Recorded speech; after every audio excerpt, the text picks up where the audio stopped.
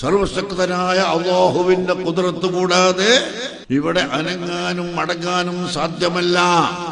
ഒരു കൈവിരൽ ഇങ്ങനെ പൊക്കിപ്പിടിക്കാൻ അല്ലാഹുവിന്റെ ഖുദ്റത്ത് വേണം, അല്ലാഹുവിന്റെ കഴിവ് വേണം. അത് മടക്കി പിടിക്കാനും അല്ലാഹുവിന്റെ കഴിവ് വേണം. ലാ ഹൗല വലാ ഖുവത ഇല്ലാ ബില്ലാഹ്. അല്ലാഹുവിന്റെ ഖുദ്റത്ത് കൊണ്ടല്ലാതെ ഒരു കാര്യവും ഒഴിവാക്കാനും എടുക്കാനും സാധിക്കുകയില്ല. ഇതാണ് ലോകം വിശ്വസിക്കുന്നത്.